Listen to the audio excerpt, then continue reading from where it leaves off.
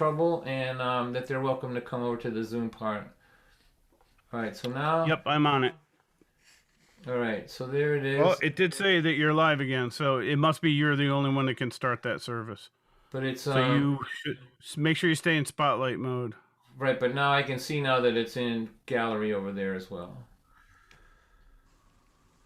So weird, so weird, so weird. This is meant. All right. View as a visitor. All right.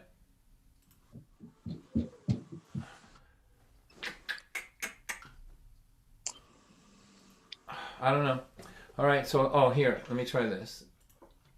Speaker. If it's coming from Lynn, it should always be on everything. Am I right or wrong? All right. So, are you watching? You have to hand him some copy. Are you watching it over there? Is it still on gallery view over there?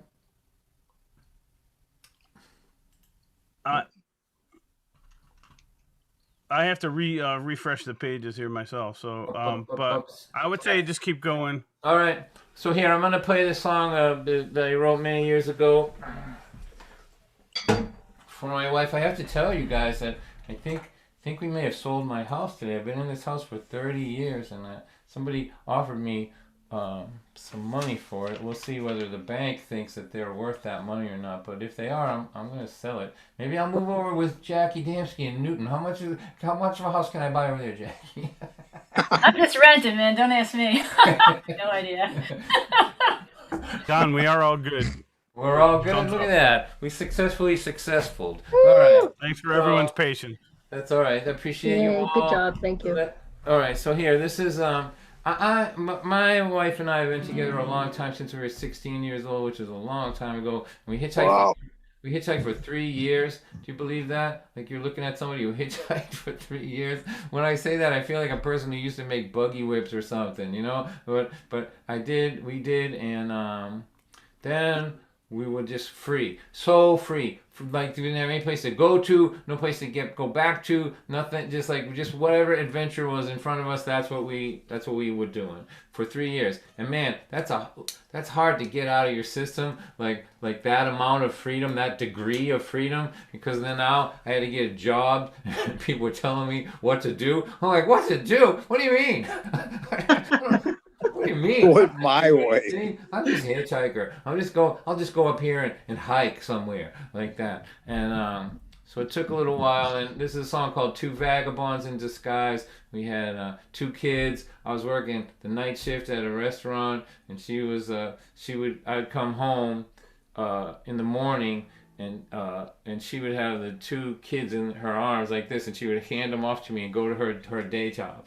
And so that was our life for a while. And we were like just working so hard and trying to make it and remember. But in the back of our minds, like, we were remembering who we were. You know, I don't want to talk too much here. I'm just already talking too much, but. Like, if you were like, we went out for coffee today, and when we came back, if you were by our driveway and you saw us, you would 2 things. You would have heard these low moaning animal sounds that we make when we get up from the sitting position now. Like, we make sounds like wounded animals now when we get from the car up. We're like, oh, my God. And so if you saw us and heard us, you would be right in assuming that you were looking at an elderly couple.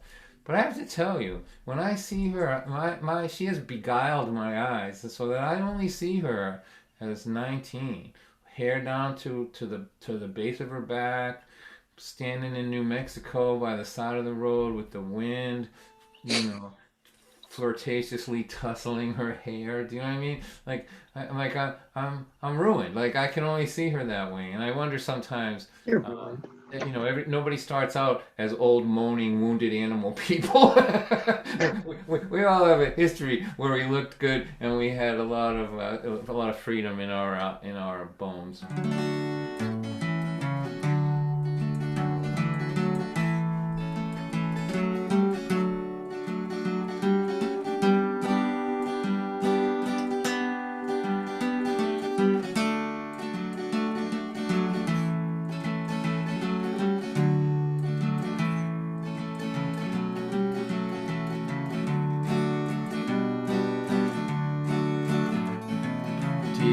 I know you in 74, you were 18 and out of control. Hitchhiking far and wide for 10 months at a time, sleeping by the side of the road. All day long you would walk, hiking boots, Birkenstocks. You lived on black beans and rice. The wind in your hair, my friend, the freedom you knew back then still can be seen in the eyes of a watchman with 2 kids at his side. Just in case you wanted to check out Don White, period. He is child appropriate, so your kids would absolutely Brian, love help me out with that, please. Didn't I know you in 74? You were wild, you were out of your mind. From Ramdas and Allen Watts, all night in truck stops, your poetry on highway signs.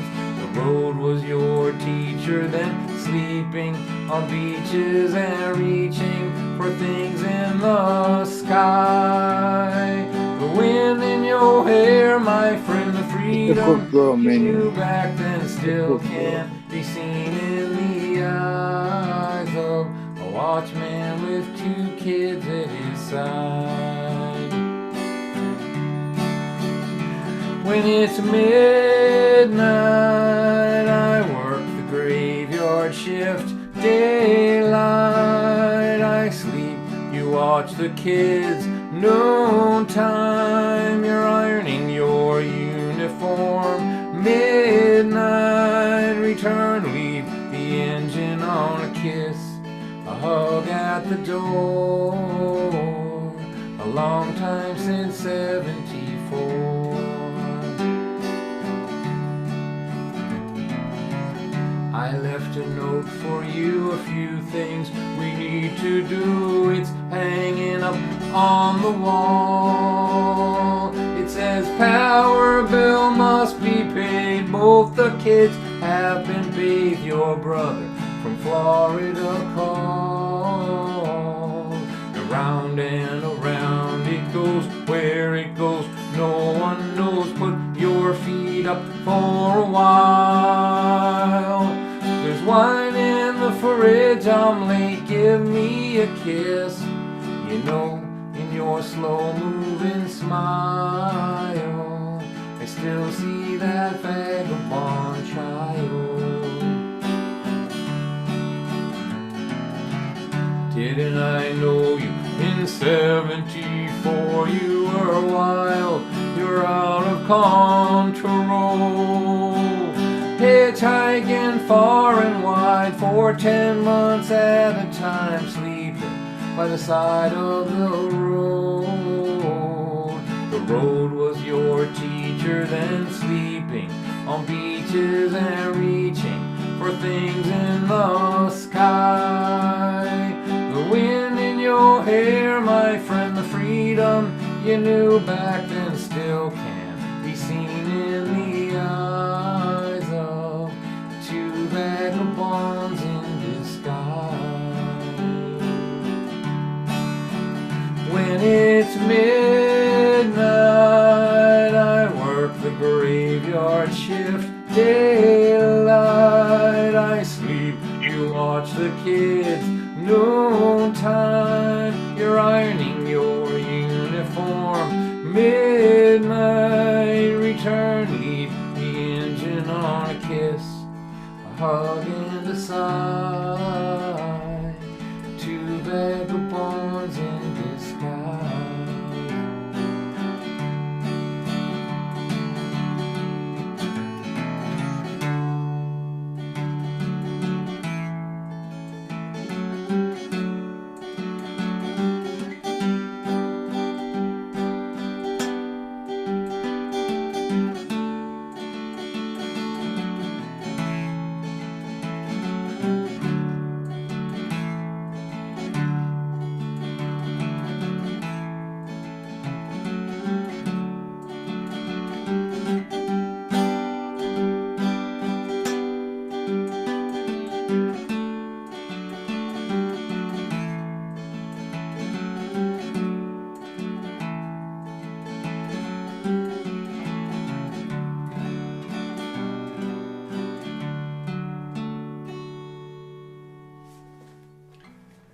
Nice. Thank you, everybody. So, Brian, I need to make you the host, don't I? For that to work on the bigger screen? Yeah.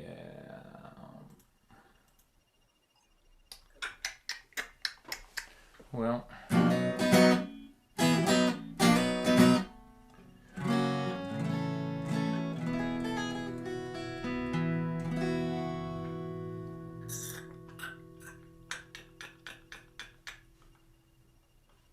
Brian, can you unmute for a second, please? Can you make me co-host? Yeah. Make the one that actually says Brian Dozer and the other one that just says Dot. Yay, co-host. There you go, co-host. We fixed the problem and created a different one. And such is life. All right, so here, let me play another song or two, and then we're gonna show a little slideshow. Hopefully, it'll be okay with that, right, Brian? We think. Wait. You didn't. You have to make the one that. There's the one that's just the dot.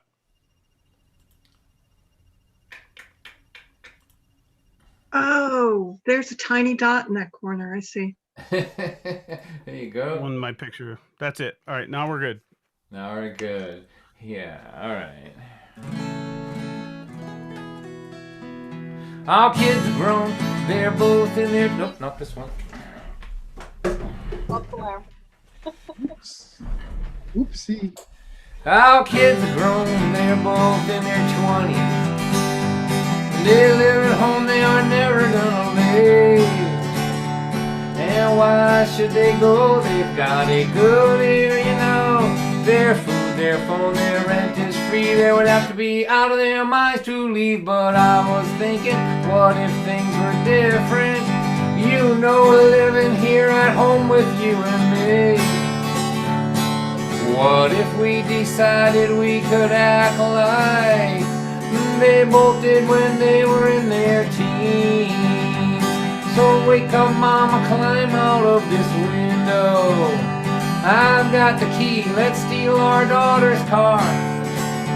We will both get really drunk, but we'll put a big dent in her trunk. And we'll drive real fast down the thoroughfare. If we get a speeding ticket, hey, we won't care. We'll be the ones up all night acting wild. They'll be the ones up all night worrying. Wake up, mama, climb out of this window. Come on out and be 16 with me. Picture our kids calling all of our friends up and asking them if they know where we are. Of course, all our friends will lie. They say they ain't seen us all night, but we'll be standing right beside our mother on the phone, smoking and drinking and carrying on, and we come strolling home on a Sunday morning. You know, around 10 o'clock while the neighbors walk to church. Our kids will ask us where we've been, and then they'll ask us again, and we will just make up a great big lie and swear that it's the truth until the day we die. And they'll be the ones trying to find the truth out. We'll be the ones who are lying through our teeth. And under pressure, we'll confess that we had unprotected sex, and that will gross them out so much they might just start to think about moving out. If turnabout is fair play in this life, then what better way to encourage them to live than to give them both a dose of what it was like to live with them when they were in their teens. So wake up, mama, climb out of this window. I got the key, let's steal our daughter's car. We will both get really drunk, or we'll put a big dent in her trunk, and no one will know where we are until we come home in a police car. We'll be the ones up all night acting wild, and they'll be the ones up all night worrying. Wait on, mama, climb out of this window. Oh man, be careful, you're not as young as you used to be. That's 40 feet down there. I should have brought a ladder probably. You know what? The kids are both drunk and passed out. Let's just go out the front door. Come on out and be 16 with me. 'Cause I remember you when you were 16. You're the most beautiful thing that I had ever seen. So wake up, Mama, wake up, Mama, wake up, Mama, and be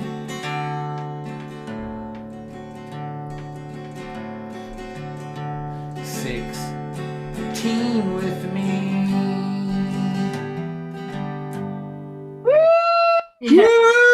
Have it done. Thank you. Right. All right, so we put together, we have some of the folks that are here come all the time. I do show every Thursday night, and I asked them if they wanted to be part of this, to send me some photographs of them and their sweetheart, and it could be their kids or anybody that they love in this world. And Brian Dozer was kind enough to put together a little slideshow. So let's show this just to sort of celebrate some folks out there for a minute. So Brian, do you mind go ahead and see if we can get this to work? See if we can get something to work. No, this will work. I promise. All right. Wait, what button is it? Just don't press the suck button. That's all I'm saying. All right, here goes. A lot prettier faces than mine. Oh, look at those two cuties, will ya? Yeah, them. Wow. Matt Wittrover and his darling wife Kim. There's Jesus right there. Wow. There's Matt and Kim back in the day. Oh, that's Tara when her baby was born. Her son when he was grown up. Ah, Tommy and Marlene, you haven't changed a bit, you kids.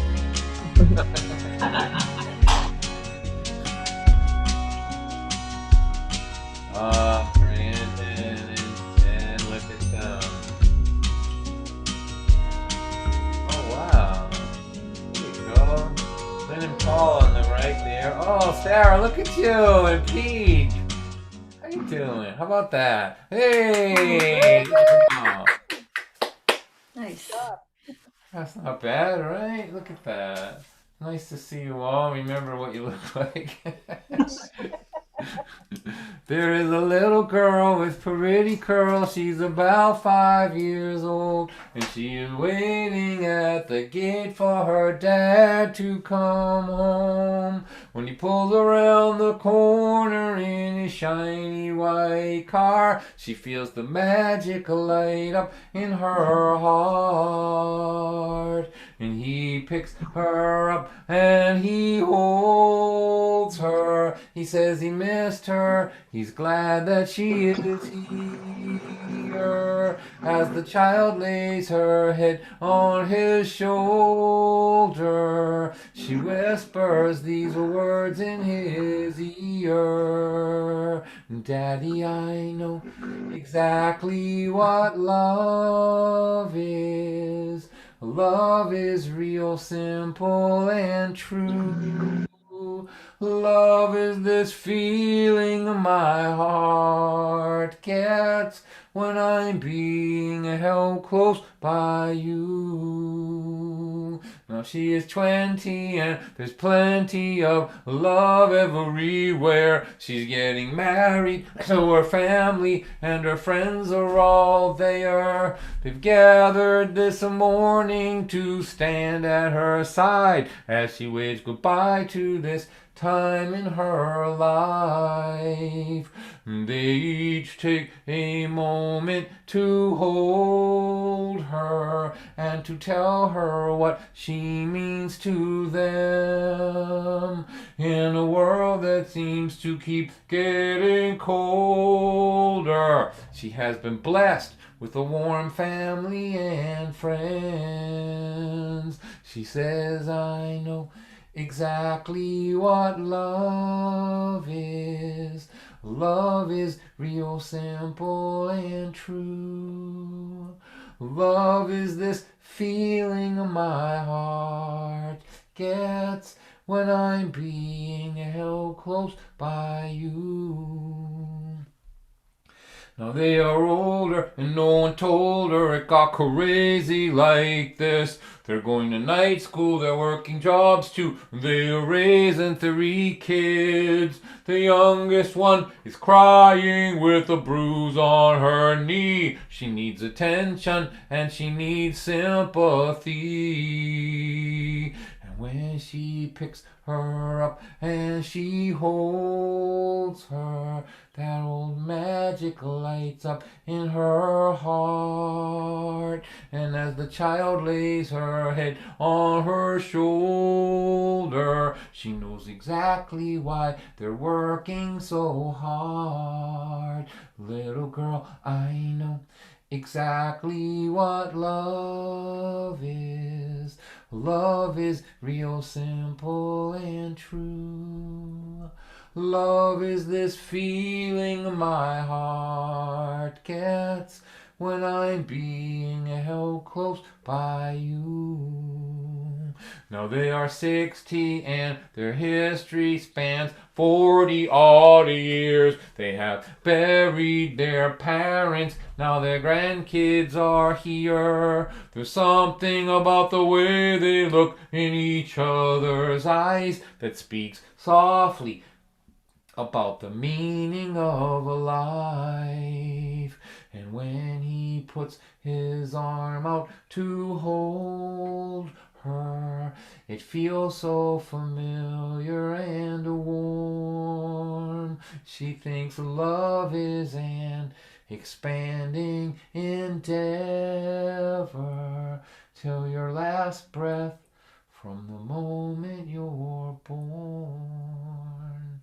Now she is 80 and she hates being in this nursing home. Her man's been gone now for a long while and she feels so alone.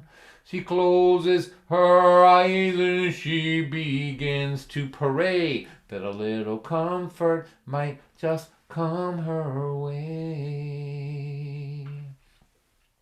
And God lifts her up and he holds her, and she remembers this feeling she has. She is not a woman whose life is almost over. She's a little girl being held by her dad. And God, I know exactly what love is. Love is real simple and true. Love is this feeling my heart gets when I'm being held close by you. And God, love is real simple. Love is real simple. Love is real simple and true. Yeah.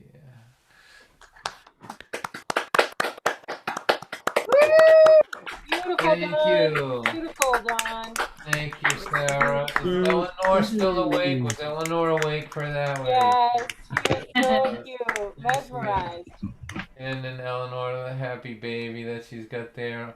Well, there you go. That's That's the Valentinest of all the songs that there is. You know, people have. That's a funny song. I mean, people. Well, it's not a funny song. It makes people cry. It's not funny. But it's peculiar insofar as people have flown me and hired me to play it at weddings and funerals. Like, I'm not sure what other song in my repertoire has that diverse. You know, it's brought a lot of interesting people to me in my life. And I was remembering, I was doing a show for a private person today, and they were asking me about it. And I remember when I wrote it, mostly when I write, I know what I'm writing about, but this one I just was kind of just channeling through me, and I thought it was done, you know, at the 88th verse, you know, or like whatever, like I don't know how many verses there are in that thing, you know. With the Loomers, the band I used to play with, they used to make fun of it. Now she's 120 and she's smelly, you know, like. But when I was driving down the Mass Pike, and I thought it was done at the, you know, with the old couple, the 60-year-old couple. Which, by the way, I have been I wrote this song. I was a young man, and now I have been like the 20 person, the 40, you know, like now I'm the 60 person, right? And you know, there's only one left. Getting there. Time to add a verse. I'm gonna have to write another verse. Now he's 90. But I was driving down the Mass Pike, and the last verse kind of came to me. The one that sort of ties it up, the God verse. And man, it killed me. Like, I had to pull my car over. I was like crying. I'm like, some cop's gonna think I'm an escaped patient from somewhere.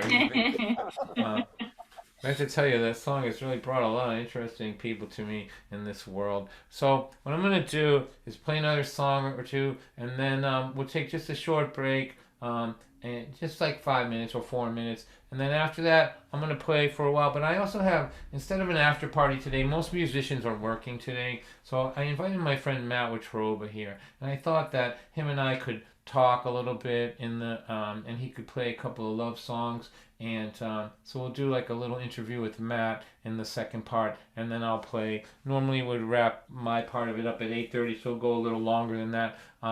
But let's see. Does anybody want to hear anything? You know, I can play can play Beatles songs or anything. Don't please don't ask me to do that.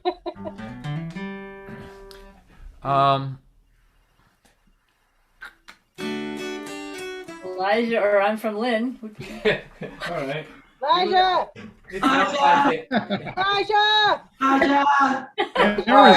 Let's talk about. All right, we're gonna stretch out the meaning of love on Valentine's Day. We'll do dog love. Dog love. All right. This is for Sarah, the loyalist of the loyal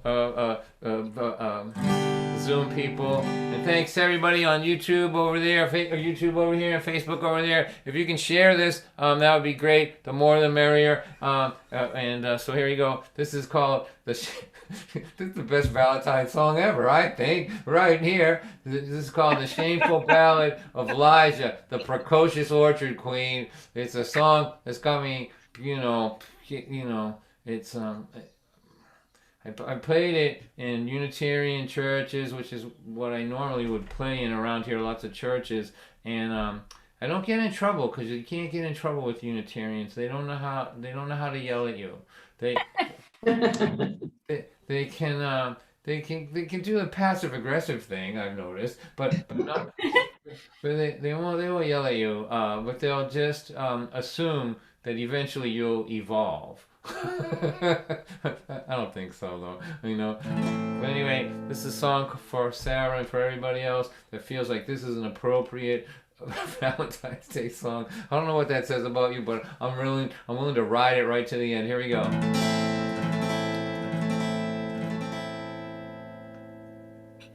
Let me tell you about the fall of '79. We were running out of money, running out of time. We wound up picking pears way over in Washington.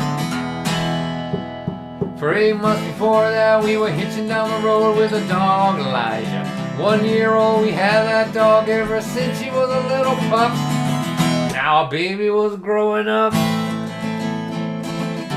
What got into Elijah? I just can't say. I guess she started reaching the curious age, and she had this aroma she was sending all over the land.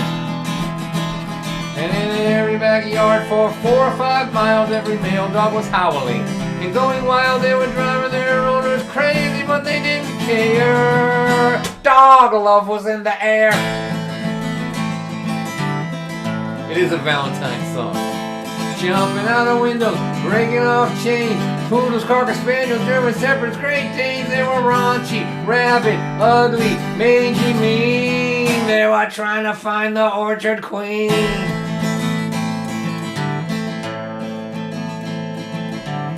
I was in a tree, and Elijah was right down beneath me. To my surprise, I saw 25 male dogs closing in on her. And so I picked me a pair, and I threw it on down, and I hit a cocker spaniel. I knocked him to the ground. He got up quick. He was dazed, but he wasn't deterred. And so I threw down another, and I hit him on the head, and he went down hard. I thought he was dead, but he still went for Elijah after taking 2 direct hits. The little sucker was passionate.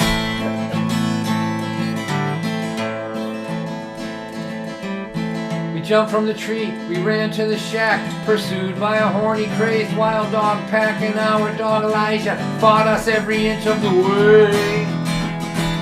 And when we got to the shack, we were both in shock, and we felt like we were in a movie by Hitchcock. We looked at each other and we didn't know what to say. How could a little girl act this way?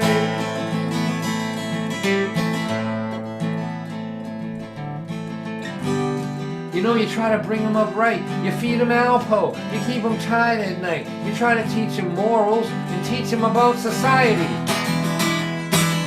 And then one day, they're an innocent child, and the next day, you know, they're all running so wild, Elijah. I never thought you would turn out to be the picture of promiscuity.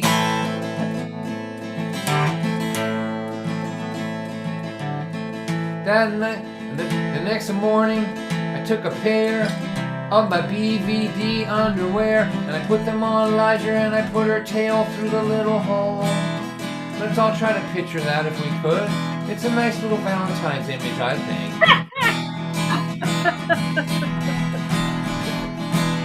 And we let her run free in the orchard that day, and every male dog in Washington State took a try at Elijah. But the only thing they felt was the low-budget chastity belt.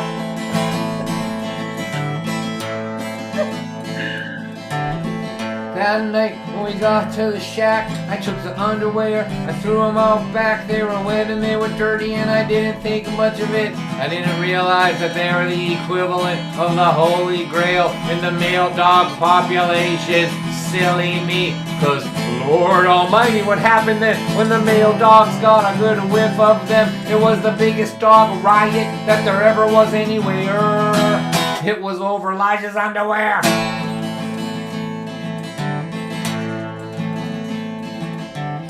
They fought and rumbled, they brawled all night. They fought and rumbled and they brawled all night. They were killing one another till the morning light. They were fighting to the death for the greatest prize anywhere.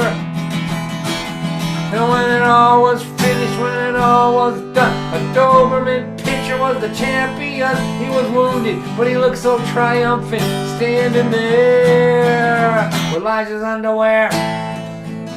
He won him fair and square. They were tore to shreds, he didn't care. He looked so proud standing there.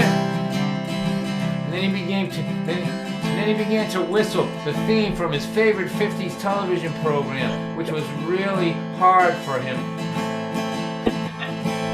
because he was a dog. Whistling is really hard for dogs. This is what it sounded like. And you have to be ancient to know what this is from. Alright, here we go.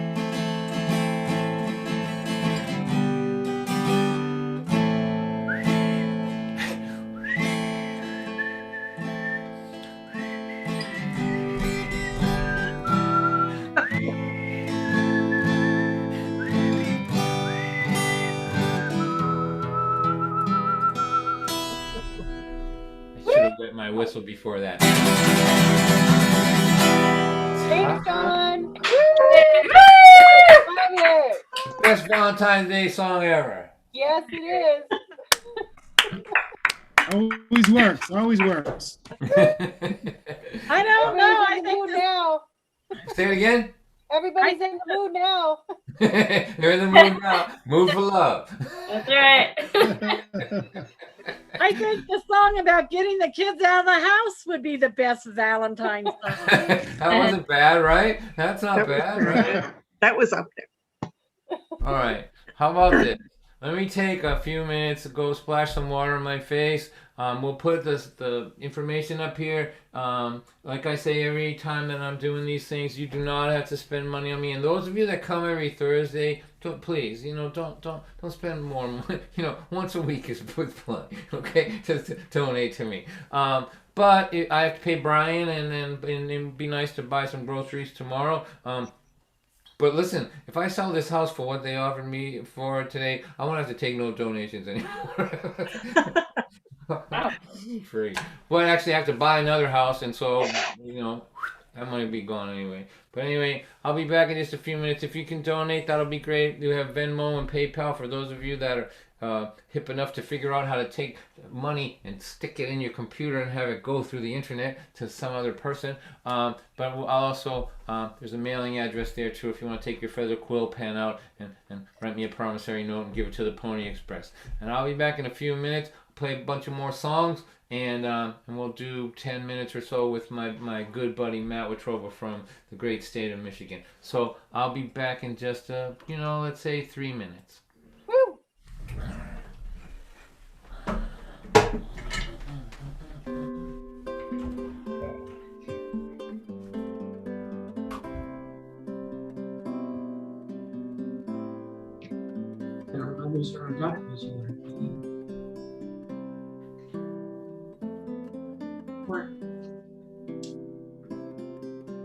What are we listening to? Does anyone know?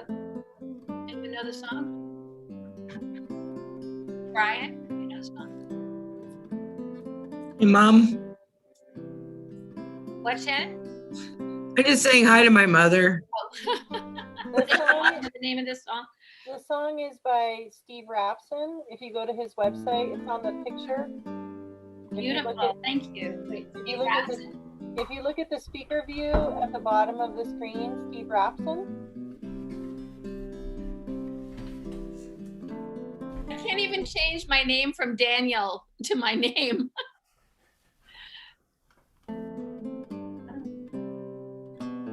The upper right hand corner where it says view, you might be able to change it from gallery to speaker. If you change it to speaker, you'll be able to see the welcome to the John White Sunday live stream. Oh, I see it. I'm sharing the screen with that. Okay. There you go. Now on the bottom, it says Steve Rapson. Thank you. You're welcome. Sarah. Right? Yep. In California. Yep. Former Linner though.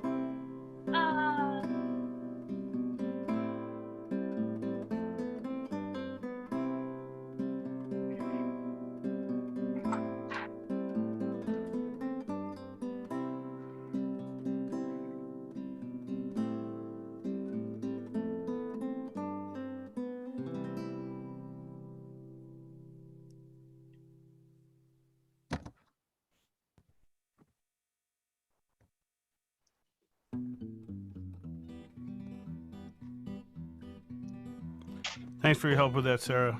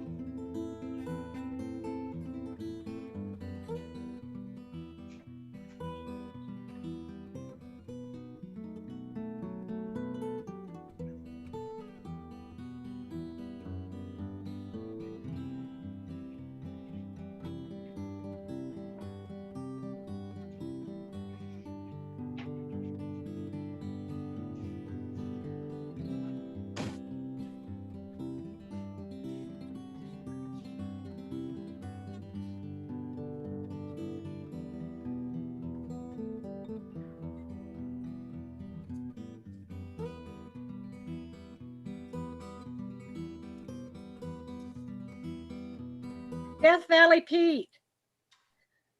I was trying to read what was on your cup and you took it away too quickly. You're muted.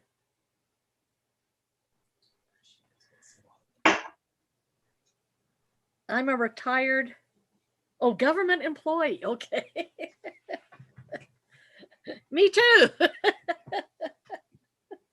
Yeah, so you can't be scared.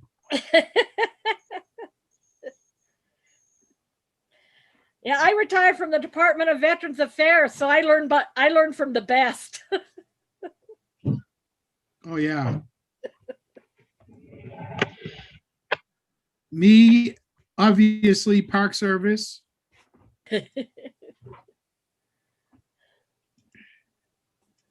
Abe, how did you get that writing on your screen? Magic. You got Zoom It's sorcery going on. Whoop. It's a filter. Really? Yep. You're not a cat. You can't have your heart on your head. It's a new filter? I don't see it in filters. It's a video filter. I only have the heart one. That's the only new one I have. Second line down, third in the screen. Notice I've got my eyebrows on. Yeah, I do. The third Second one? row, third one in from the right, from the left. Nope, I don't have it. You must have done an update or something. I can't decide between the beret. I wish the heart was a little bigger. It's so small. I do too. I do too. You haven't seen these?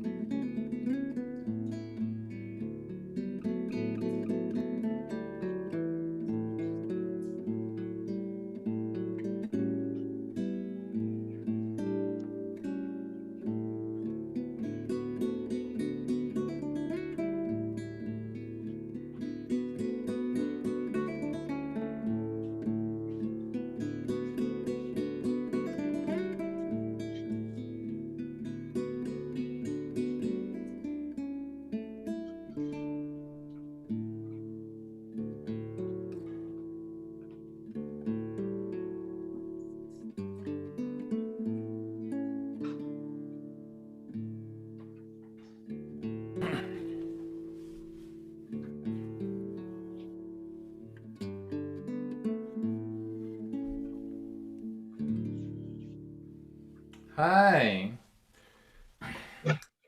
Welcome back. All right, so thanks everyone who was kind enough to drop a few bucks in the grocery bill around here. I appreciate you.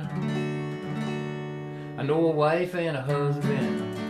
They had a shiny little kid. When that kid turned 16, you won't believe what he did. Smoked a lot of marijuana. He snorted cocaine too. Then he told his parents he was gonna drop out of school. The father pounded on the table. The mother hollered and she screamed. They run him down to the doctor. Doctor, what does this mean? He put them all on Prozac.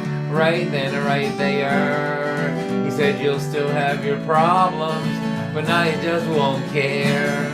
And he prescribed a little therapy, some supplementary drugs, but he didn't write a script down for a little more love, just a little more love.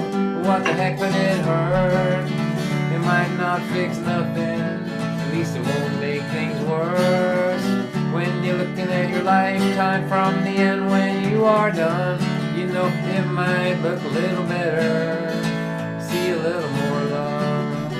I know wife and a husband, and they had a shiny little kid.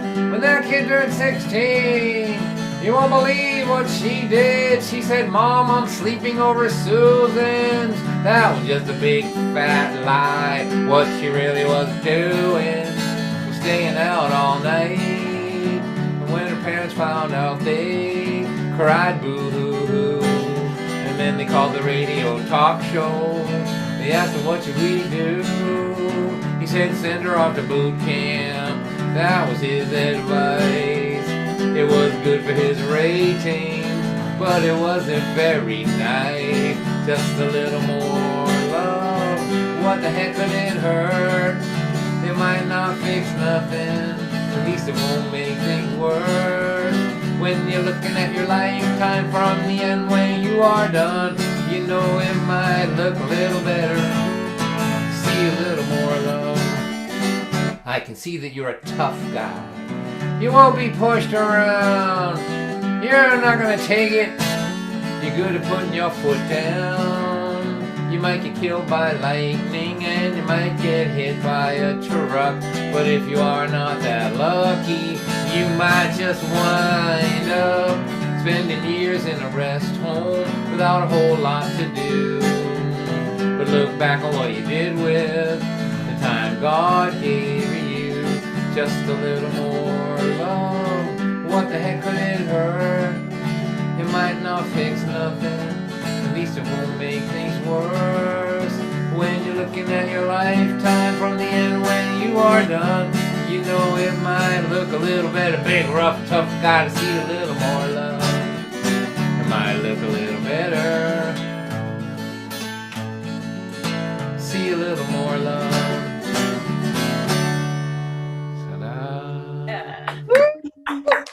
Very good.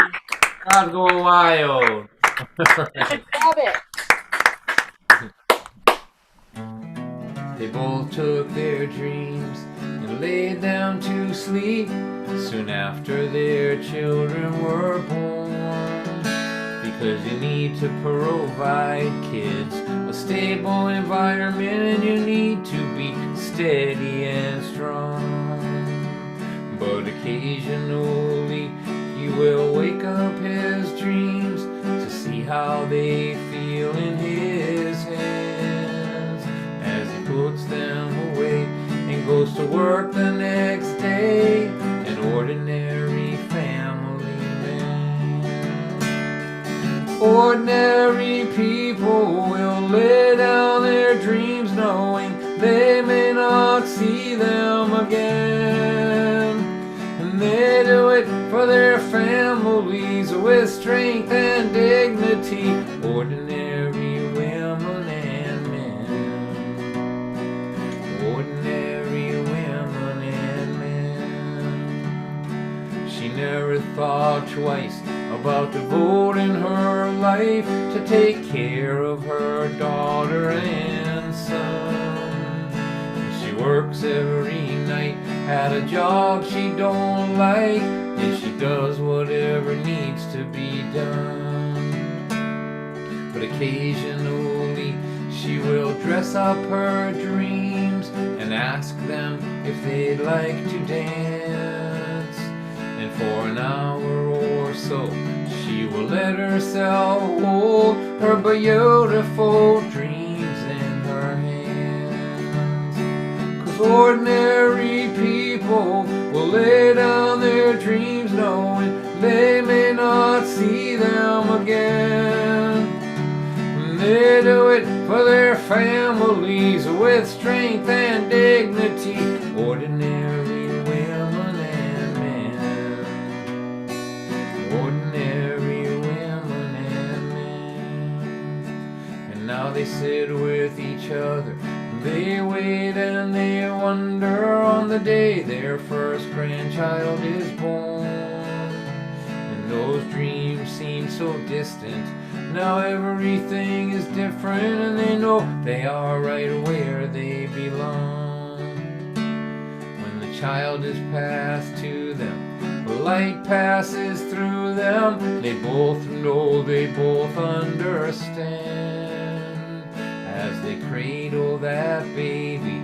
They think they just may be an ordinary woman and man who are holding their dream in their hand. Ordinary people will lay down their dreams knowing they may not see them again.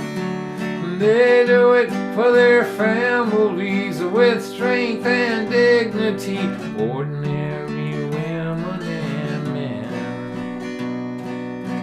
Ordinary women and men. Ordinary women and men. There's one. Yeah. We're going into the deep tracks. All right, that was a deep track, ladies and gentlemen. Deep track radio here today. All right, so that seems like a good way to bring my friend Matt Witrover in here for a little interview, because that song kind of ends up with in the grandparent zone, right? So, you know, it's hilarious. I was 19 years old when I wrote that song, right? But now I'm the character in the end of it, right? I'm a visionary. Who knows? But Matt is a dear friend of mine. He's a radio personality and a songwriter. He's been a good friend to me for many years now. And he just has there's his daughter. Is it your daughter, Matt? Yep. The daughter just had what will be Mr. and Mrs. Witrover's first grandchild. Congratulate him, why don't you, everybody? Yay! Yay! I really didn't do much, but your work was done years ago. And I'm really happy to. Well, so the baby was born on Thursday morning at about 2:04 in the morning, and 2 days ago I drove my wife Kim down to be with her daughter, our daughter, and the baby, and I'm so glad to see Kim's in the room too, all the way from Ohio. So nice, long drive. Yeah, but it was, I haven't driven in so long. It felt so good. That's like the horizon. It was beautiful. I loved it. Right. Well, Matt, I'd like to chat with you a little bit, introduce you to my friends that don't know you. But how about dig up one of them love songs that you're so good at? I could do that. In fact, why don't I sing? Soon after I started writing songs, I came late to the party. I didn't start writing songs till I was in my 40s. And very quickly, my wise songwriting friend said, write a song for your wife as soon as you possibly can. And so I'll play the song that I wrote for my wife as soon as I possibly could. Kind of based on this idea that you can really judge a person by looking and watching them when they don't think anybody's watching them. The things we do when we're not being watched is kind of the idea behind this song when I first wrote it. And so this is for Kim.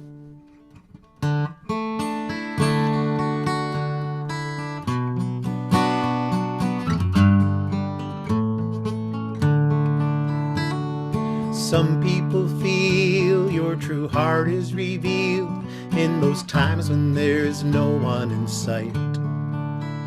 When you're perfectly free and nobody can see if what you're doing is wrong or right. It's those times when you think I'm not watching, when who you are keeps shining through. All I do is just stare, and with ease I declare, I'm so glad I share my life with you. And I have seen you when you play with the children. I've heard the laughter, felt the love in the air. And I'm amazed at how you practice your magic in those moments when you think no one's there. And I have seen you disappear in a novel. I've heard you weep and call your friend on the phone. And I'm amazed at how you practice your magic in those moments when you think you're alone.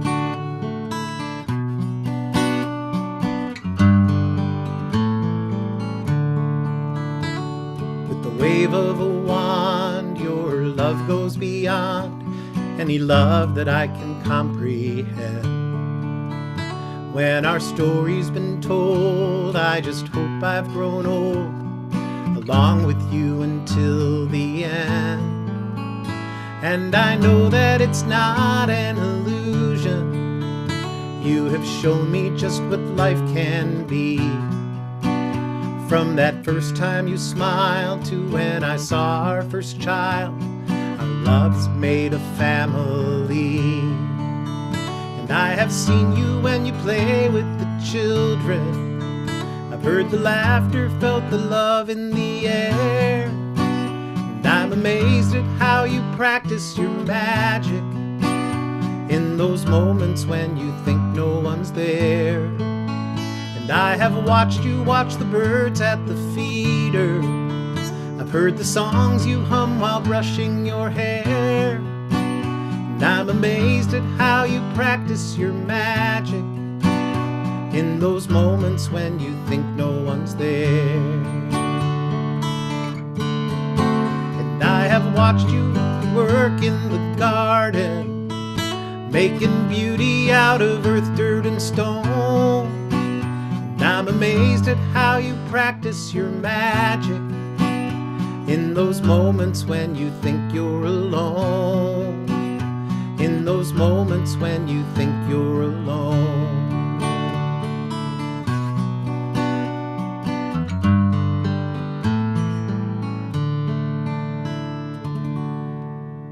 Oh, that was beautiful, Matt.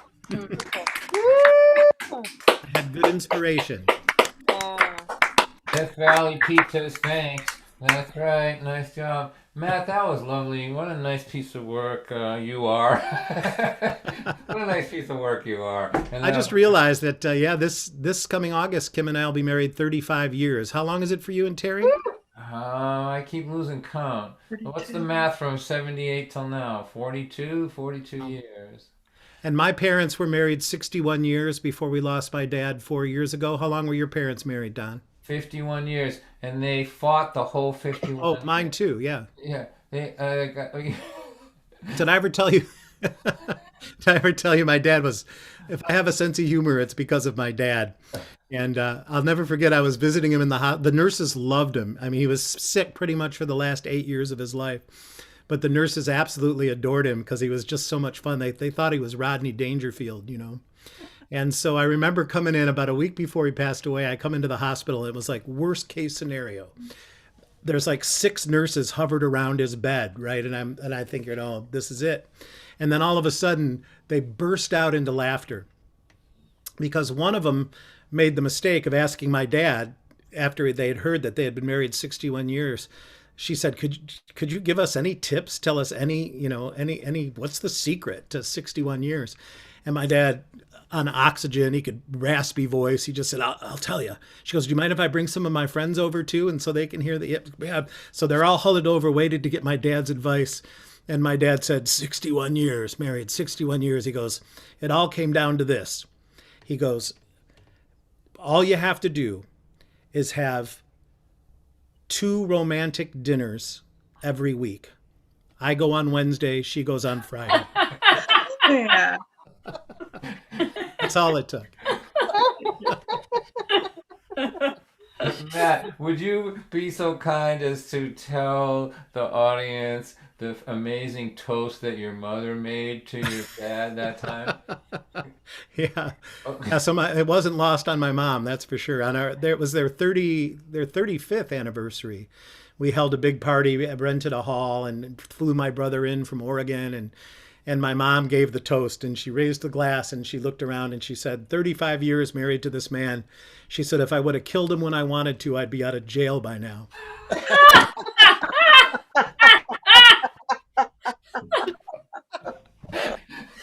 Yeah, there's my parents right there in a nutshell. Thanks for reminding me, Don. And I'm feeling a little guilty now, Don.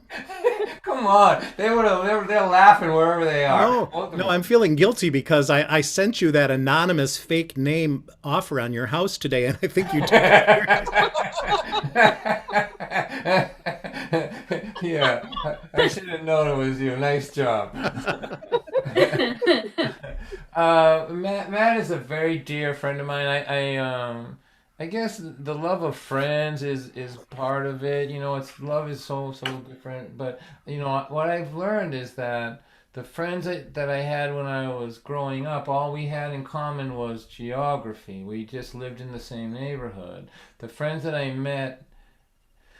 made after I knew what I wanted in this world and who I was and what I was doing. Those are the ones that are deeper. And Matt is really one of them. I met him at the Ark in Ann Arbor, I think 1999 at the show, at the end of the century show. And he just, if he lived around here, there's nothing he could do to get rid of me. I would be just over there bugging him every minute. I remember soon after we became friends, I was doing a little tour out in Boston, and Don let me stay at his house, and we would I think we spent 4 days just talking in the backyard. Right. And yeah, he really has become like a big brother to me. I adore the friendship.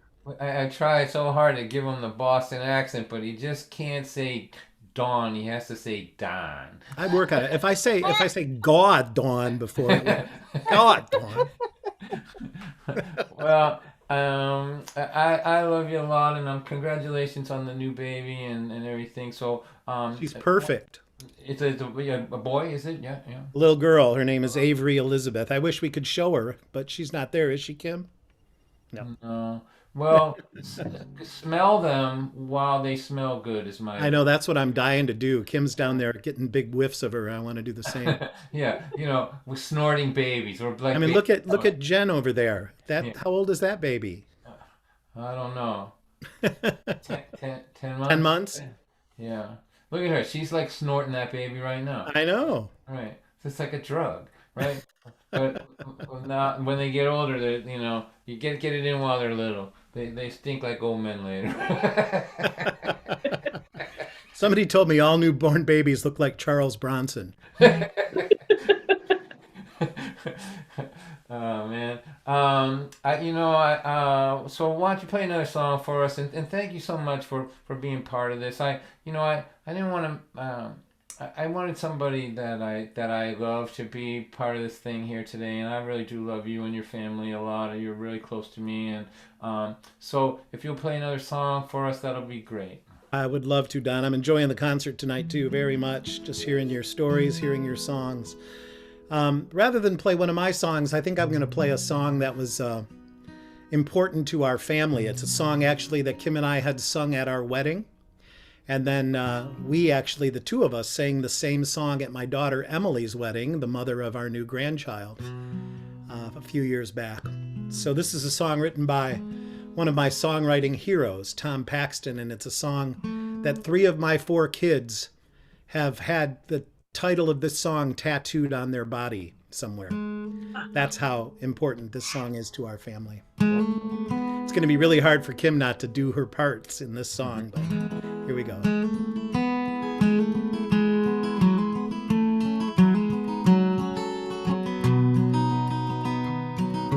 The song is called Home to Me is Anywhere You Are.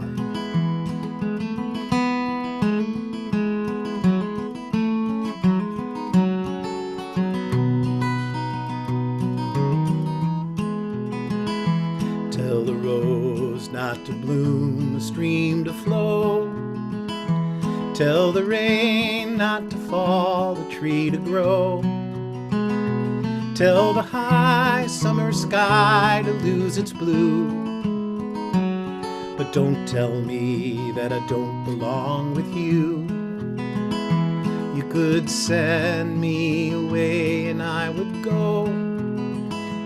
I would go, but I would not go too far. You could send me home, but you would know.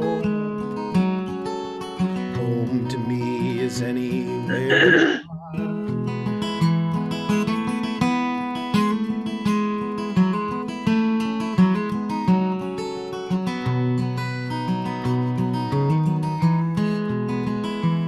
When I met you, there was nothing to decide.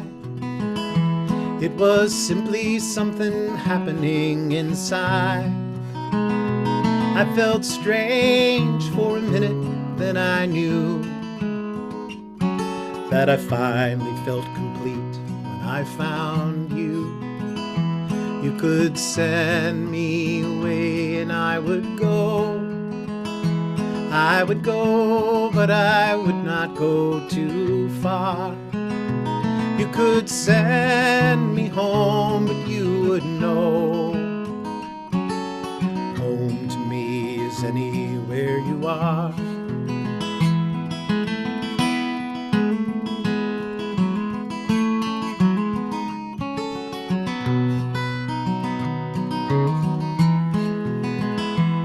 Well, there are those that never really know their minds.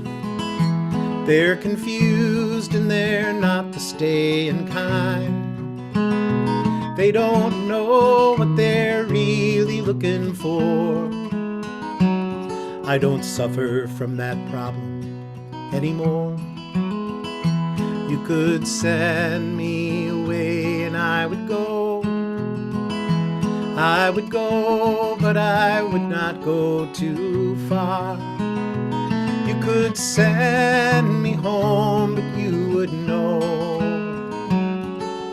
Home to me is anywhere you are. You could send me home, but you would know. Home to me is anywhere you are.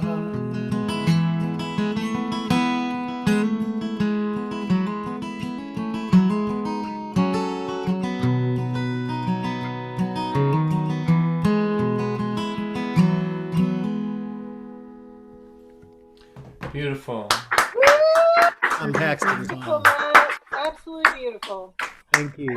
Thanks a lot, Matt. You put a nice glow on this event for me. Thank you so much, and I can't wait to get up to Michigan to see you again. Let's hope. I can't wait to be singing with people and seeing people. I've had enough. I don't know about you guys. I may be a little, but last year sucked, didn't it? Oh yeah. Yeah. So maybe I'm not alone on that. Well, you know, I keep the coronavirus right here to remind me. There it is, right there. Yeah. Yeah. I never noticed that till right now. That's bold. Right That's there. a bold choice, Don. Keep your friends closer. Keep your enemies closest. That's right there, right there. That's There it is. right. So yeah. Well, Alright, thanks Matt, for having me, man. You're the best. One more time from Matt Watroba, please, everybody. I just have to say though, with the pandemic, it's been a blessing in that I would have never met Don White. I would have never met many of the musicians I've met through all this Zoom. There has been some upside. I think go ahead, Matt. I'm going to stop a little short of sending the coronavirus a thank you note. But there are some good signs, and we're lucky to live in a time with this technology and all that, and we'll be doing this even after we're back together. We'll meet here because lots of people live in places where I'd never get to. California would be one of them, and so we'll do this right along anyway. So let me play a few more songs. Brian. Well, Don, you're welcome to always come visit me in Reno. All right, it's not probably a good place for me to lose money, but or gain some. So Brian, can you put the PayPal and stuff in all the chats if you haven't already, my friend? So I'll play a few more songs, and then I think what we'll do is we'll just end the show, and then if you want to hang around here on Zoom, or if you're on the other platforms, YouTube or Facebook, and you want to come over, and we'll just talk a little bit or whatever, just chat since we can, right? We may as well.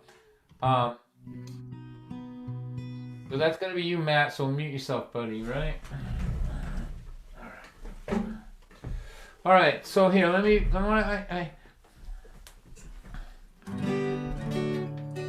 play this song for Teresa. Teresa left here at 7. It's 11:30. I am dragging myself up the stairs. It's 16-hour days have a definite way of making me want to pull out my hair. Tomorrow is ringing my doorbell and it's singing right down here waiting on you. I'm weary as hell, I know only too well. There's not a whole lot I can do. And Terry is sleeping alone with the TV on. I am on the edge of the bed. And some guy on my TV is talking right to me. I don't hear a word that he says. My mind is working against me, pointing all of my faults out to me. But hey, me and all my imperfections are tired. We just need to get us some sleep. I just need to lay me down beside my sleeping lady.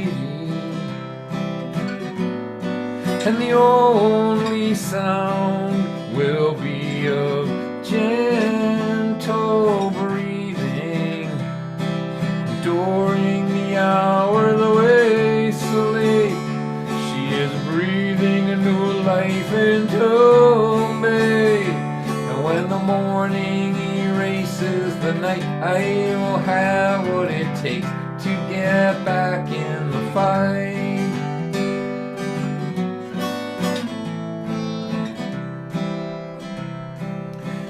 Her breath is heavy, or light, or unsteady when I lie beside her this way. You know my body naturally knows that it has to be breathing the very same way. Please don't ask me about being married. Oh, how could I ever explain to someone what it means to a man to lie by his companion, with their two bodies breathing as one? I just need to lay me down beside my sleeping lady. And the only sound will be of gentle breathing during the hour the way sleep. She is breathing a new life into me. And when the morning erases the night, I will have what it takes to get back in the fight.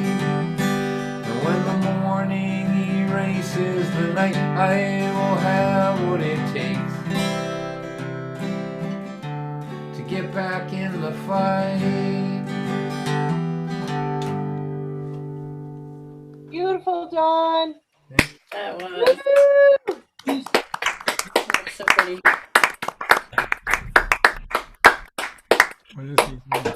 I think Matt would agree with this, and I think most couples that have been together a long time, that a sense of humor in your partner is really important.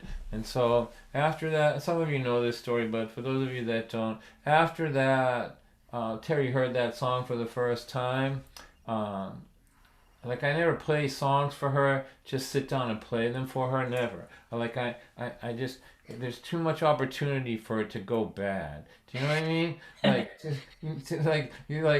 Just think about it. You know, you sit the person down that you wrote the song for, and you play the song, and, you know, they might not like it, right? So what does that moment look like? You know, there's too much opportunity for awkward moment there. So I want to recommend to all my songwriters and poets out there, never do that. Don't do that. Like, never. Like, no, I'm saying don't write a poem or a song for the person you love, but don't just sit them down in a chair and the odds on the weird moment are just too high. So what I do, because, you know, I'm using my noodle, I wait till she's in an audience. Like, my wife will come and see me if I'm opening for someone she likes. So So I get her surrounded in a crowd with people that nobody's probably writing songs for. Do you know what I mean? Again, she's surrounded by people who wish someone would write a song for them, and then I use their, their energy to help buffer the awkward moment later. So I play that song, and she heard it for the first time, and we're driving home. Right? So it's a long drive home from New Hampshire, tree after tree after hill after tree, trying to find civilization. I know, sure, it's over this next mountain, and I thought when I wrote that song that it was pretty good. Like I thought, you get the idea of the song. You go to work and life drains the life force out of you, and you lay down totally drained beside your betrothed, beside your soulmate, and she breathes new life into you as you sleep. I'm like, I could be a poet. This could be poet. This sounds like poetry to me. I could be a poet here. Am I a poet? I'm not sure, but I think I was pretty proud of this song. I thought I had hit something good. So we're driving home. And it's quiet, really quiet. And she's sitting, sitting over here in the passenger seat.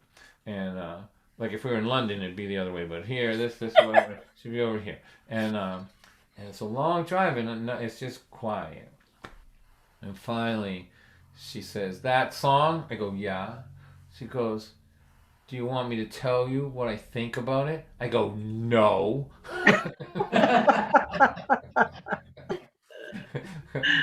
And this is what she said, and this is one of the reasons why we're still married, because I didn't see this coming.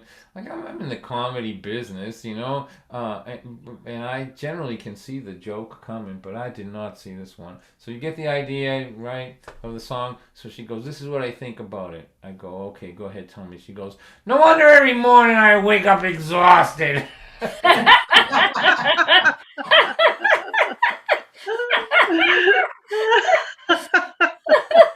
Oh my God. You're sucking the life out of me. Oh my God. You see this guitar here? This guitar here. I've had this guitar since we got married in 1978. So it was really, a good friend to me. And here's another moment in that I really couldn't live with anybody who wasn't this way. I'm just not. I need somebody like this. I need a sassy brat, really, is what I need. So I was playing my guitar on the bed, all right? I played in my bedroom, our bedroom, and the phone rang or something, and I put it on the bed and I forgot about it. So hours went by, and I'm watching TV. She goes to bed, and she comes downstairs, back downstairs, and she stands in the doorway with her hands on her hips like this. I go, "What?" She goes, "Get that bitch out of my bed."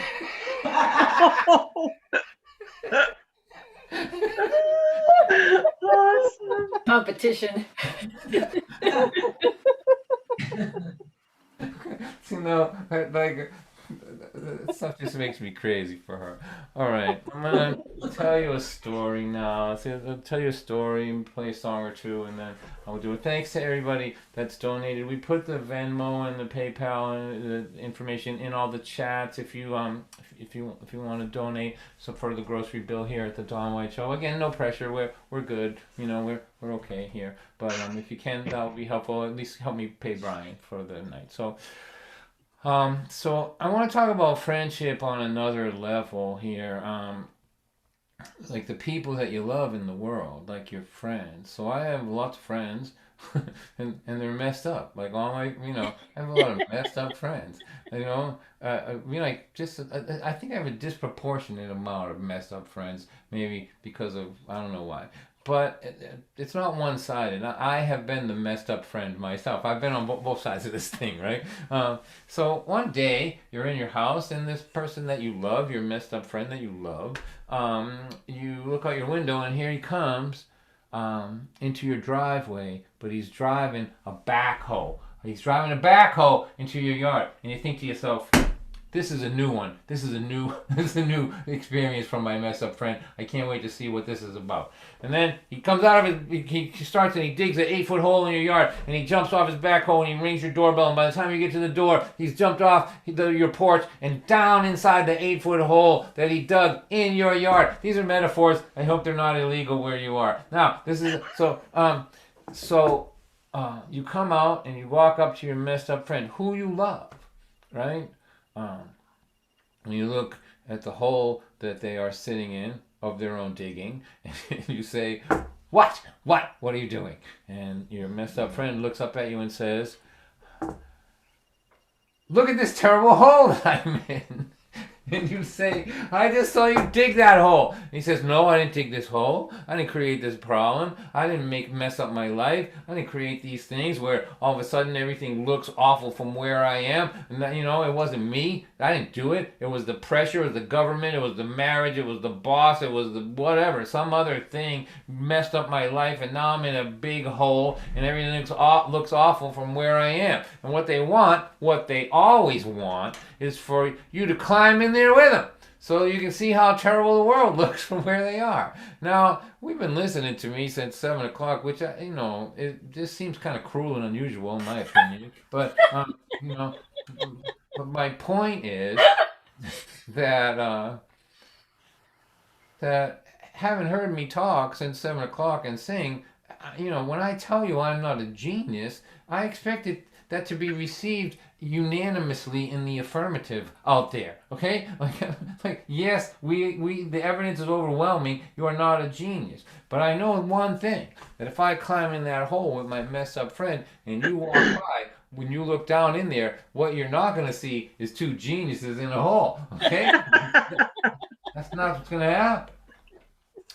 So I don't do it. And it's because my heart is big. I care about people, and the more broken they are, the more I care about them, because I want them to do okay. And so this is what I do.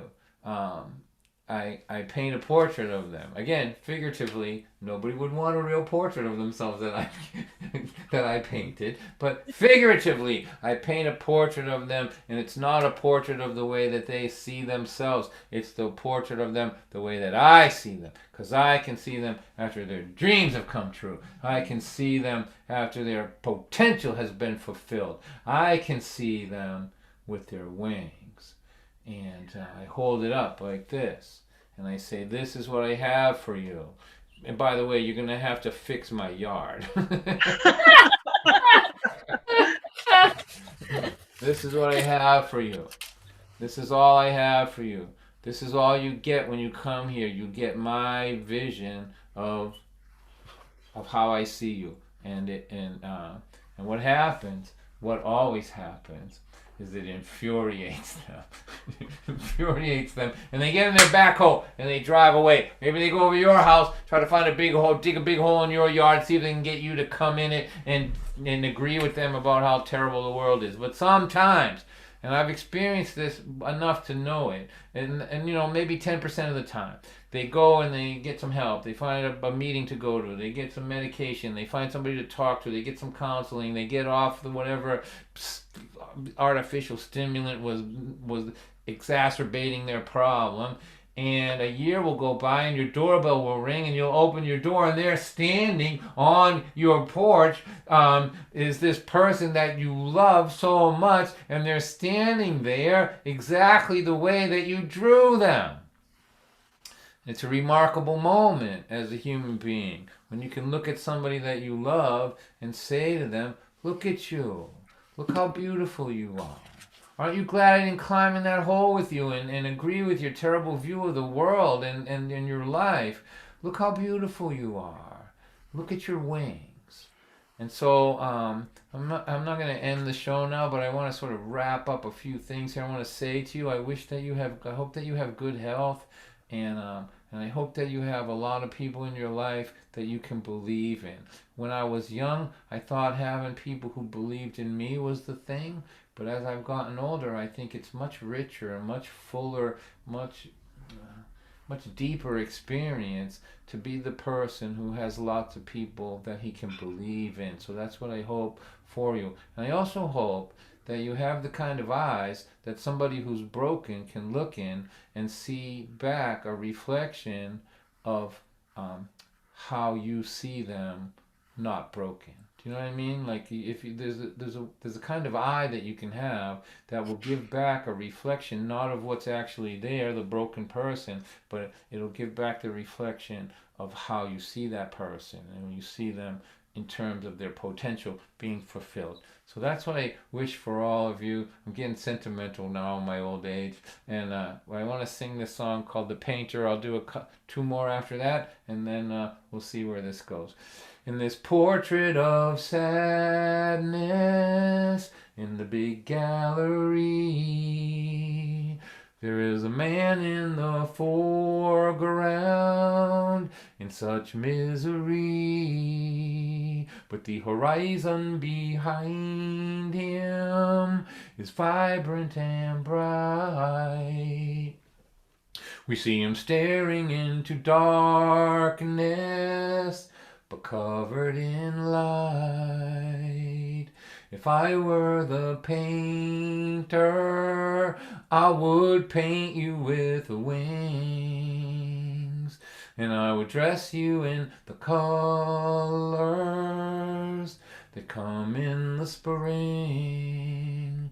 And when your heart was in darkness and you were alone, I'd paint sunshine around you and wings to carry you home.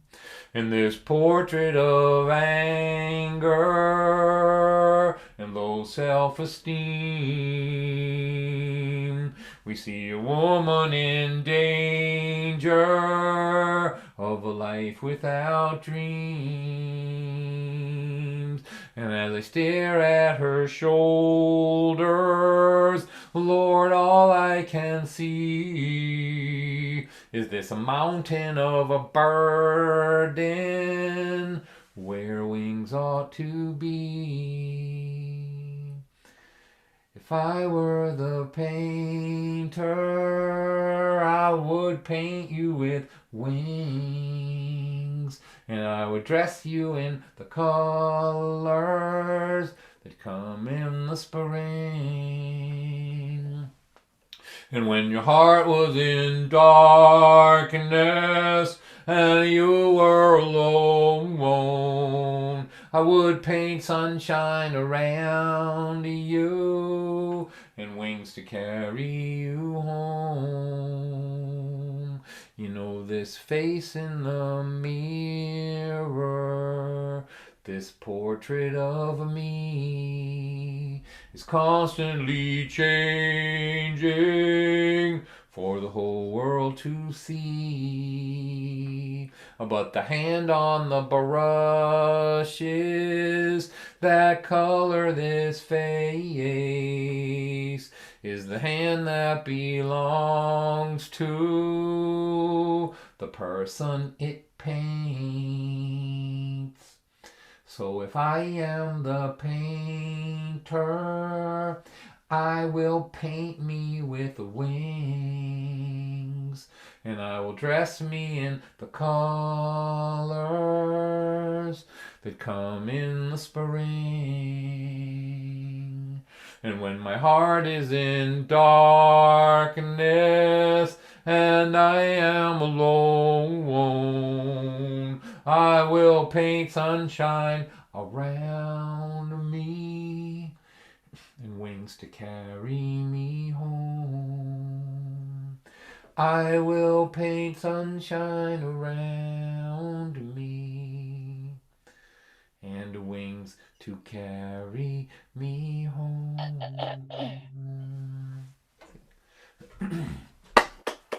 Oh, beautiful, Dawn. Thank you. Yeah. Woo! Oh, thank you. Yes, beautiful.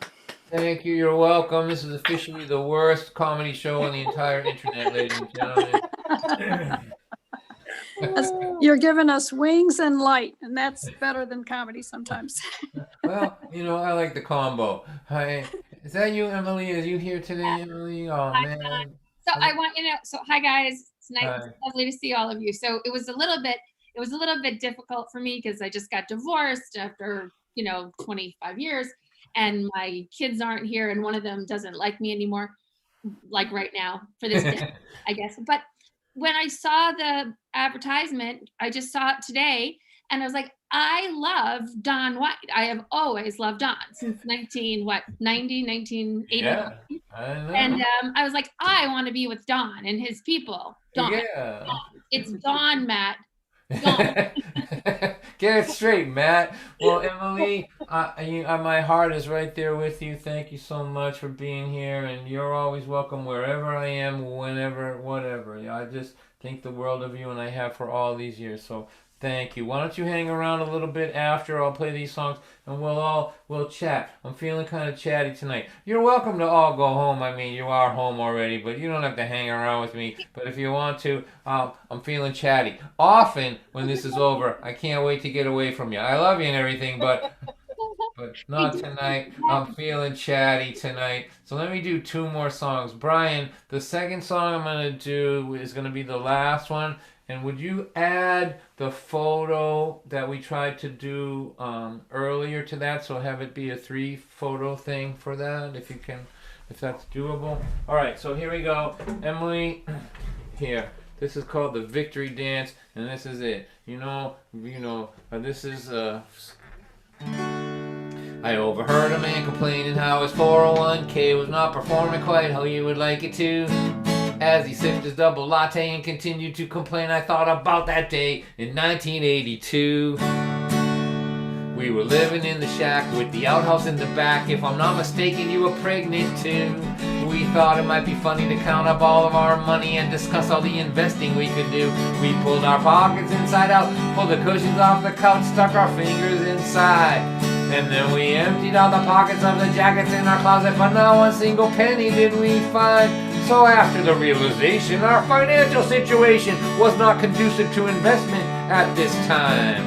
We decided to invest in what we've always done best, danced around the kitchen for a while. We do the victory dance. Life is such a mess, we don't know what else to do. We do the victory dance. When being penniless became literal to me and you. Well, you could jump off of a building, take a bunch of pills, you could walk around in a trance. But if you wake up in the morning on the right side of the lawn, go on, do the victory dance.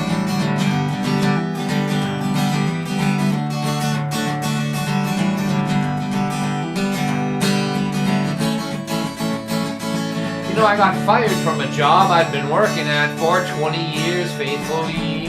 Oh dear, oh God, oh my, how will I ever survive without a corporation taking care of me? I was so stressed out for weeks, I couldn't even sleep, didn't think things would ever turn my way. And then a couple months went by, I began to realize, man, I really hated working at that place. So I started working for myself, improve my mental health. I'm happier than I've ever been before. Oh dear, oh my, oh God, I should have quit that stupid job 19 years ago. I do the victory dance when my life forces me to go out on my own. And then I just declare victory, and I march my army home. There are things you can't control, things you never know. Some things are always left to chance. If you're a clerk or you're a farmer, work from home in your pajamas, do the victory dance. When your life forces you to go out on your own, just declare victory, and then march your army home. There are things you can't control, things you never know. Things are always left to chance. But if you wake up in the morning on the right side of the lawn,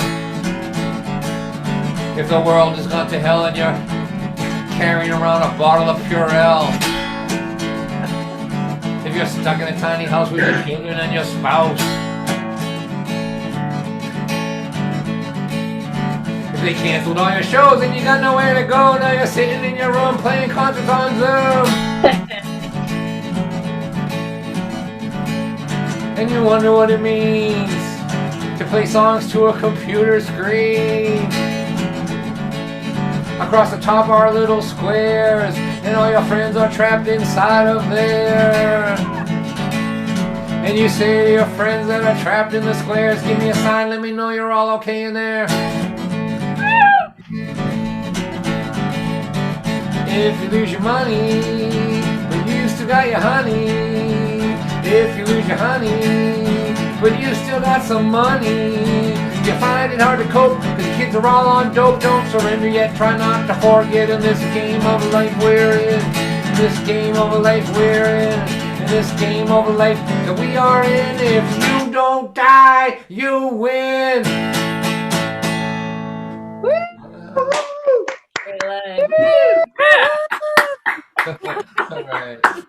All right.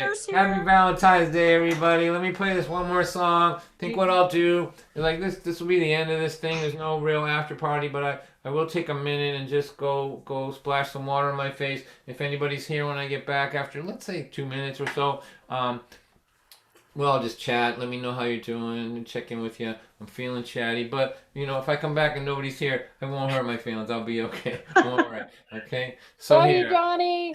You're welcome. I just all you guys that come all the time, I love you. The rest of you, every Thursday we do this. I know this is Sunday, but every Thursday we do it until they don't want us anymore. As long as Sarah keeps coming, I'm gonna keep on doing it. Sarah and Kara and Tom and all my little army. So here, I'm gonna play this song for Tommy and Marlene from Nebraska. I don't play much, but I want. This is what. Here, let me philosophize for a minute. I feel like love. Well, first of all, my son was going to college. I dragged him out to the place called the Blue Moon. It's gone now, but it was like a little corner bar restaurant that had they were running numbers in there, and you know what I mean. It's like just a local place where you play Keno and bookies were in there and all that stuff. So I wanted to bring him there because I knew that it was full of philosophers disguised as Keno players. If I lived in Cambridge, I would have brought him to one of those coffee shops that the Harvard kids go to, where so much deep thought has been spoken in there, deep words that you can actually smell like burning gray matter in the place, right? Like brains have overheated in them. But we don't have that here in Lynn, so we went to the Blue Moon. And I was trying to just give him some advice because he was going to college and the world was terrifying him. And I told him whatever I knew, which was, I know less and less all the time. But we got around to relationships, and I took a napkin and I wrote on it one excellent decision, right? And I folded it up and I pushed it across the table. And I go, you only get one of these. I go, don't buy a car with it.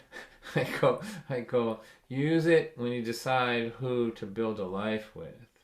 Mm-hmm. I go, if you mess up everything else in your life, but you do that right, you'll be okay.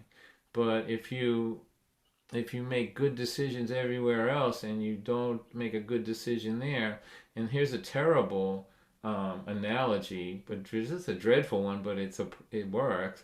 It's kind of like changing the oil in your car, but not changing the oil filter. Like all your good decisions have to filter up through your crappy marriage. You know what I mean? Like you can't win that way. And he's just looking at me like I had lost my mind or whatever, But I really believe that the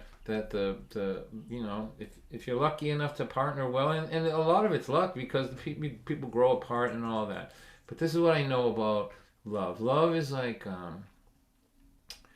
there's about half a dozen words in my opinion that keep growing as long as you live.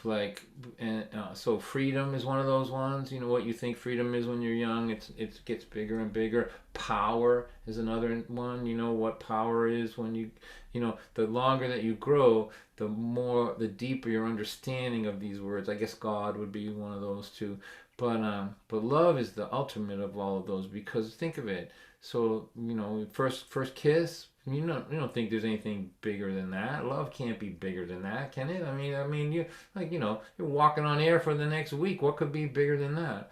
And then you have your first kid, and you know that first kiss looks like nothing to you, you know, compared to how you feel about this, and then it just keeps going and growing. So I remember seeing my grandfather, he was 90 something years old, and he was bouncing, I think my daughter or maybe my son, on his knee, singing him a song in Greek that was probably sung to him by his grandmother in the 1800s, right? And I thought, like, what he's feeling, the love level of love that he's feeling, I'm nowhere near that. Like, you have to be 90 years old to be able to know that. And I think if you live to be 120, it just keeps going. You know, it just keeps going. So I don't know if that means anything to you. Let me play this song for you. This is called Away from the Sun. This is, you know, we know we're at another milestone here, right? We're selling this house that we were in for 30 years that we raised our kids in. There's no pretending that this isn't the autumn of our situation. You know, like this is not the spring of our relationship. It's autumn, and so it's a milestone, and that's what this is about. So Brian, we'll see you guys at the end of this thing here. Thanks for the support and the love, you guys. Happy Valentine's Day, everybody. September comes subtle, a chill in the breeze. I reach for my sweater, I know what this means. Warm days are not over, but change has begun. Subtle but steady, the world tilts away from the sun. Summer was fruitful, the harvest looks good. Our family prospered like we hoped it would. Our struggles were many, those struggles are done. Come sit by my side while the world tilts away from the sun. Away from the sun, away from the sun. Most hardly notice, but we know this change has begun. The change has begun. Change has begun. Subtle but steady, the world tilts away from the sun. On a world full of wonder, we spin through the sky, yelling, loving, fighting, and wondering why. While a big ball of fire above us looks down, shining warm light upon us as we spin around and around. Away from the sun, away from the sun. Most hardly notice, but we know this change has begun. The change has begun. Change has begun. Subtle but steady, the world tilts away from the sun. Let's spend all the money on laughter and song. Let's dance with these bodies till these bodies are gone. And when it's all over, you will know it is true that my life only had meaning 'cause I got to share it with you. September comes subtle, chill in the breeze. I reach for my sweater, I know what this means.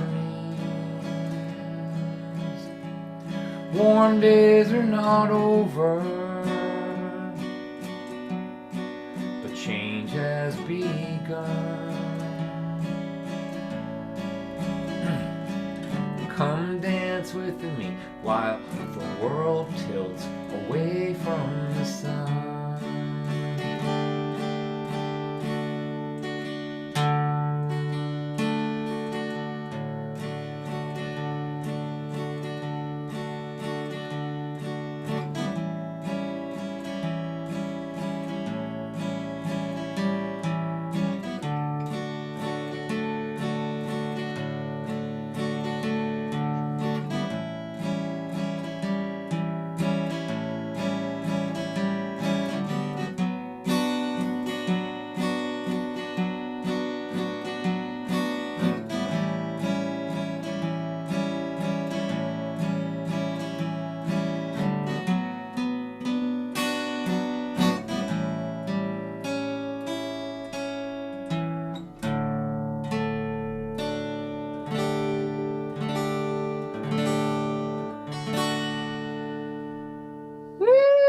Oh my God, I can't believe you have that picture.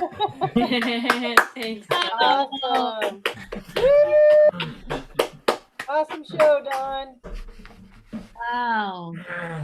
Thank you. I hope you have love wherever you can find it in this world, and it doesn't have to be with somebody you're staying with forever. It can be anywhere, man. There's people full of love all over this place, and they find it wherever they can. So just give it a minute here. We'll throw the flash up if you can donate. This is the end of the show, but I'm willing to hang around and chat a little bit after. Like that has some great value. Who knows, right? But those of you on Facebook and YouTube, if you want to pop over here to Zoom, the information is in the in your chats, your respective chats, and come over and we'll talk a little bit and then say goodnight. So let's have another thank you for Matt Watroba for sitting in a little bit tonight. Thank you. And for Brian Dozer for doing a great job behind the scenes with all our tech tonight. Brian. All right, I'll be back in 2 minutes.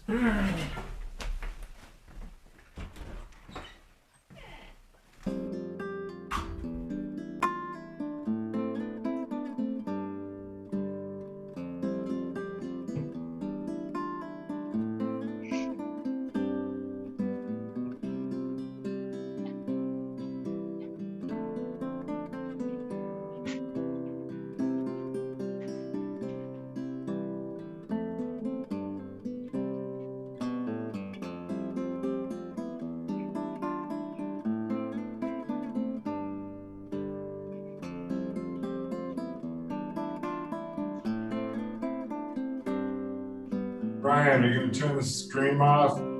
It's gonna be a co-host. Yeah, I was going to turn it off.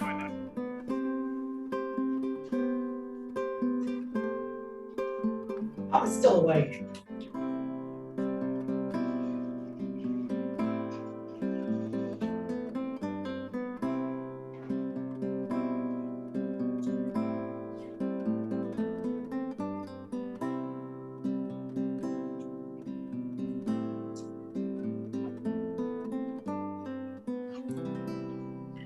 There you are, Mom. You're unmuted.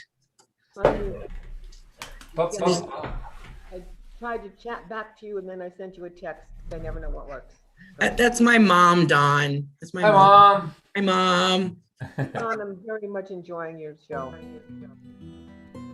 Don, you have to be the